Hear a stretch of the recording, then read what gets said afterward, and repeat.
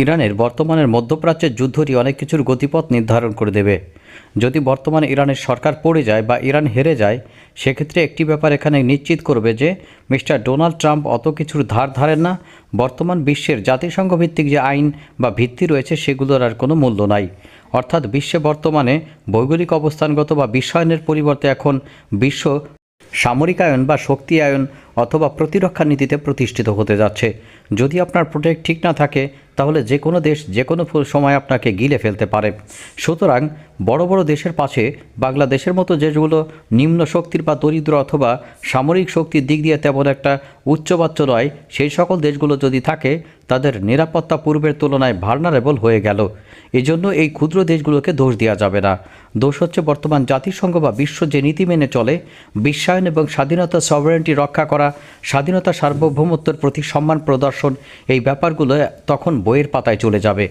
বন্ধুরা, ভেনেজুয়েলার এই ব্যাপার ঘটার পর এখন ইরানের সরকার যদি পরিবর্তন হয়ে যায় এবং আস্তে আস্তে যদি নিজের শক্তিমত্তার মাধ্যমে পার্শ্ববর্তী দেশের স্বাধীনতা হরণ বা অধিকার হরণ অথবা জমি কেড়ে নেওয়া যায় অথবা তেল কেড়ে নেওয়া যায়, অথবা এমনও হয় যে জায়গা দখল করে মূলত সেখানে সামরিক ঘাঁটি গড়া যায়, যেমন ক্রাইমিয়াতে রাশিয়া করেছে এবং রাশিয়া যে সকল অঞ্চল দখল করেছে ইউক্রেনের, সেখানে তারা ভবিষ্যতে করবে। আবার চীন তাইওয়ান দখল করবে এবং চীনের স্পার্ট আশেপাশে দক্ষিণ চায়না সিতে যে সকল দ্বীপগুলো বা কৃত্রিম দ্বীপগুলো তৈরি করা হচ্ছে, প্রকৃতপক্ষে প্রাকৃতিক সমুদ্র শক্তির বা সমুদ্রের ভারসাম্য নষ্ট করে সেখানে আর্টিফিশিয়াল দ্বীপ বানিয়ে সামরিক ঘাঁটি তৈরি করা হচ্ছে।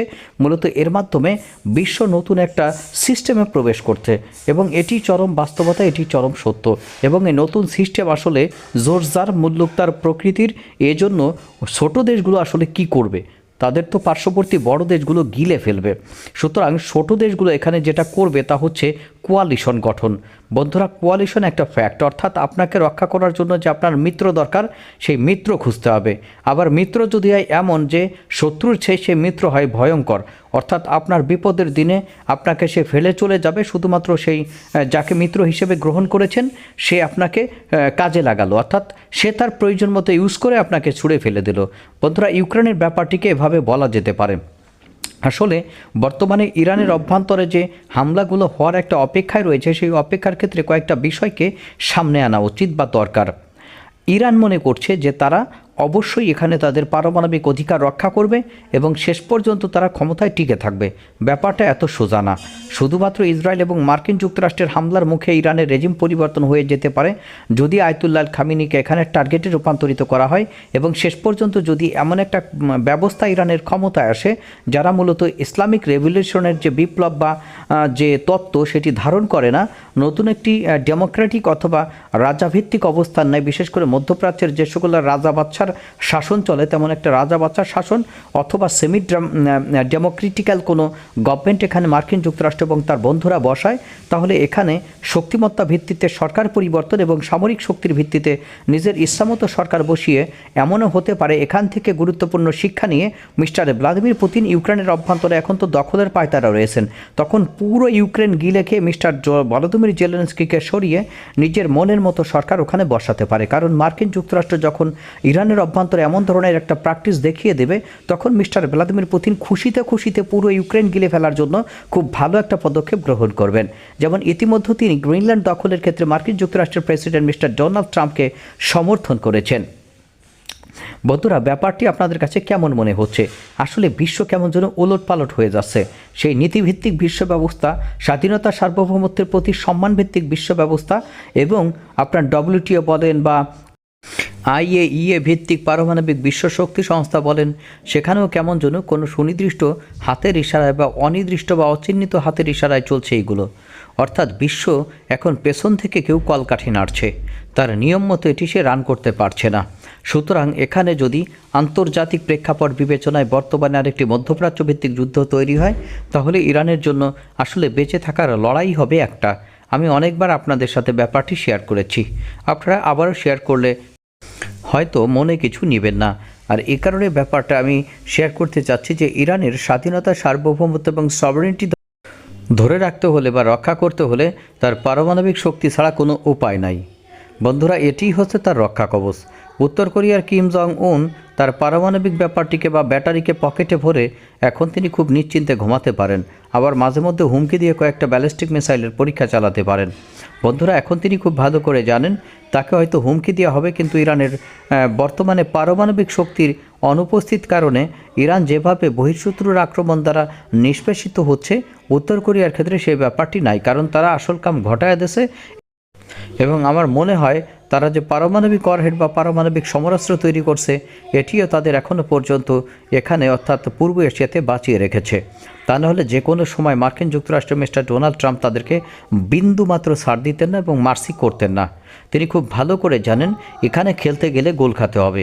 এখানে 1-0 গোলে বা 2-0 গোলে অথবা ওয়াকওভার পেয়ে জেতা সম্ভব নয়। এখানে গেলে গোল খেতে হবে, এখানে গেলে সৈন্য সামন্ত হারাতে হবে, এবং এখানে গেলে এমন কিছু ঘটতে পারে যেগুলো মূলত তার মিত্রদের নিশ্চিহ্ন করে দেবার কারণ হতে পারে।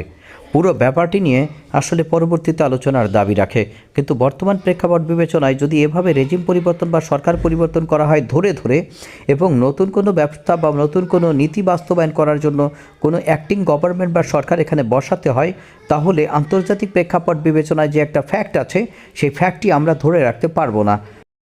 অর্থাৎ মিস্টার ডোনাল্ড ট্রাম্পের বর্তমান সিদ্ধান্তে সারা বিশ্ব ব্যবস্থা কিন্তু ওলটপালট হয়ে যাচ্ছে। আপনারা লক্ষ্য করতেছেন নাকি আমরা আসলে বুঝতে পারছি না বা বুঝছি না, সেই ব্যাপারটি একটু স্মরণ করিয়ে দেওয়ার জন্য আপনাদের সামনে আসা।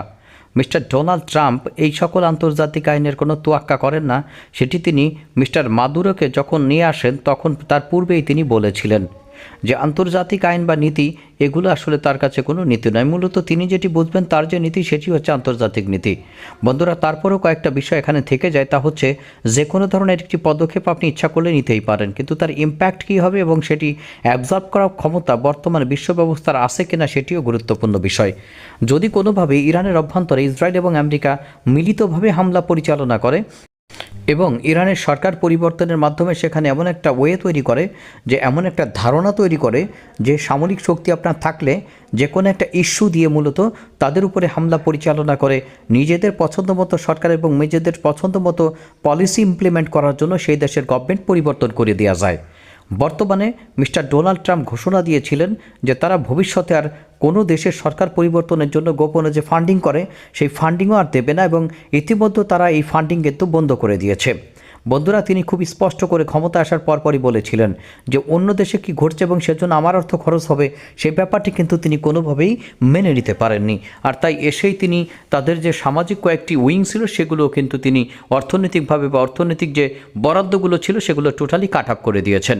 ইউএসএআইডি বন্ধুরা, বাংলাদেশ সহ বিভিন্ন অবস্থানে মার্কিন যুক্তরাষ্ট্রের সাহায্য সহযোগিতার নামে তারা পলিসি বিক্রি করে বা নিজেদের পলিসি ইমপ্লিমেন্টেশন করে থাকে বলে অনেকে বিশ্বাস করে।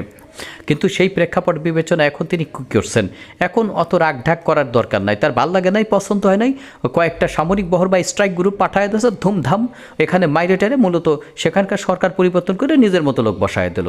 সুতরাং এটি এমন এত আলগা বিশ্ব আইন ছিল না, এখন সম্ভবত জাতিসংঘের প্রাসঙ্গিকতা চলে যাচ্ছে। বন্ধুরা, ব্রাজিলের প্রেসিডেন্ট একটি মন্তব্য করেছেন যে মিস্টার ডোনাল্ড ট্রাম্প নিজের মতো করে আর একটা জাতিসংঘ বানাচ্ছেন। আমার কাছে এমনই মনে হচ্ছে, আস্তে আস্তে জাতিসংঘের প্রাসঙ্গিকতা এবং বিশ্ব আইন বা ল বা সভারেনিটি বলতে যে বক্তব্যটি থাকবে, হয়তো কিছুদিনের মধ্যে সেগুলো আপনারা পাবেন না। জাতীয় স্বার্থ, প্রতিরক্ষা, আক্রমণের সক্ষমতা পরবর্তীতে হবে ভবিষ্যতের শক্তিমত্তা নীতি নির্ধারণের খেলা। আর সেক্ষেত্রে ছোট দেশগুলো যে সামনে বিপদে পড়তে যাচ্ছে এ বিষয়ে কোনো সন্দেহ নেই। বন্ধুরা, সেটি সম্ভবত ভেনেজুয়েলা দিয়ে শুরু হবে, ইরান দিয়ে আবার শুরু হতে পারে। ইরান যদি নিজেকে রক্ষা করতে পারে সেটি ভালো, হয়তো ইরান তার সভারেনিটি ধরে রাখতে পারলে সেটি তার জন্য ভালো। সেটি ইসরায়েল মনে করবে যে তার জন্য সেটি খারাপ, কারণ ইসরায়েল কখনো ইরানকে বিশ্বাস করে না বা ইরানের বর্তমান যারা শাসনে রয়েছে তাদেরকে বিশ্বাস করে না। ইসরায়েল মনে করে বর্তমান ইরানের এই শাসক গোষ্ঠী তাদের অস্তিত্ব হুমকি হয়ে উঠতে পারে, অর্থাৎ কোনোভাবে যদি তারা পারমাণবিক অস্ত্র বানায় সেটি ইসরায়েলের জন্য মারাত্মক একটি স্বাধীনতা, সার্বভৌমত্বের এবং অস্তিত্বের হুমকি হয়ে উঠবে। সুতরাং কোনোভাবেই এই সরকারকে শান্তিতে থাকতে দেওয়া যাবে না এবং তাকে ইরানের শাসন ক্ষমতায় অধিষ্ঠিত করা যাবে না, এবং তাকে এখান থেকে সরাতে হলে যা যা করা দরকার মার্কিন যুক্তরাষ্ট্রের প্রেসিডেন্ট ডোনাল্ড ট্রাম্পকে দিয়ে তাই করাতে হবে। বর্তমানে সেই খেলাটি আপনারা দেখছেন, হয়তো দ্রুততম সময়ের মধ্যে আপনারা রেজাল্ট পাবেন, অপেক্ষা করুন মাত্র।